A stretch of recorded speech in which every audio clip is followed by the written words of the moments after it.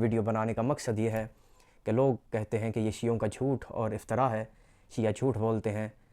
کہ اس دروازے پر لوگ آئے آگ لکڑیاں لے کر، اور یہ شیعوں کا جھوٹ ہے کہ سیدہ فاطمۃ الزہرا صلوات اللہ علیہا پر ظلم ڈھایا گیا، جس کے نتیجے میں آپ کے فرزند حضرت محسن علیہ السلام شہید ہوئے۔ یہ شیعوں کا جھوٹ ہے، اس میں کوئی حقیقت اور صداقت موجود نہیں۔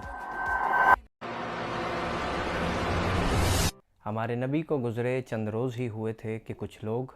آگ لکڑیاں لے کر جناب زہرا بنت پیمبر کے دروازے پر آ گئے اور آ کر دھمکی دینے لگے۔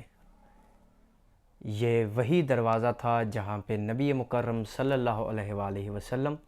بقول علامہ جلال الدین سیوطی کے رسول اس دروازے پر ایک روایت کے مطابق 6 ماہ تک، ایک روایت کے مطابق 8 ماہ اور ایک روایت کے مطابق 9 ماہ تک رسول در زہرا سلام اللہ علیہ پر آیت تطہیر کی 9 ماہ تک تلاوت کرتے رہے۔ کتاب آپ کے سامنے سکرین پر موجود تفسیر در منصور، رائٹر امام جلال الدین عبد الرحمن ابن ابی بکر سیوطی، وہی کتاب میرے ہاتھ میں تفسیر در منصور۔ اس میں روایت موجود ہے،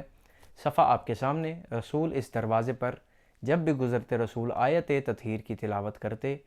انما یرید اللہ لیذھب عنکم الرجس اہل البیت ویطہرکم تطہیرا۔ اب جس دروازے پر نبی 9 مہینے تک آیت تطہیر کی تلاوت کرتے رہے ہوں، اسی دروازے پر کچھ بدبخت لوگ آگ لکڑیاں لے کر آ گئے۔ اتنا خیال نہ کیا کہ یہ وہی دروازہ ہے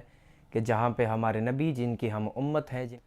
جن کی وجہ سے ہم عزت دار ہیں، جنہوں نے ہمیں بری محافل سے اٹھایا، جنہوں نے بتوں کی پوجا کرنے سے روکا، جنہوں نے خدا کی وحدانیت کا ہمیں بتایا، جنہوں نے اپنی رسالت کا ہمیں سمجھایا،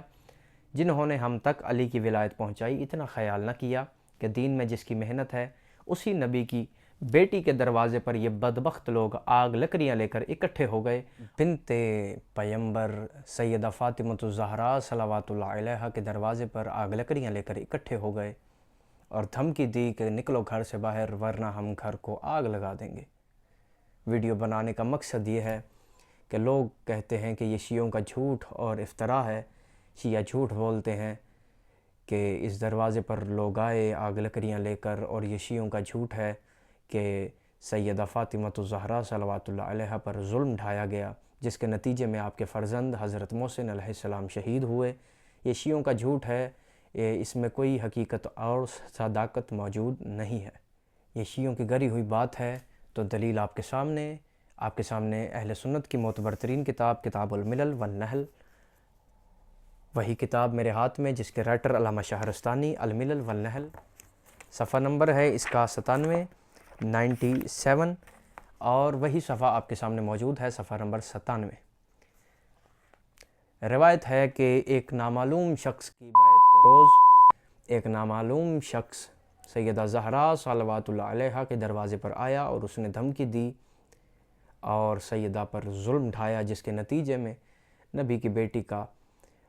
فرزند حضرت محسن علیہ السلام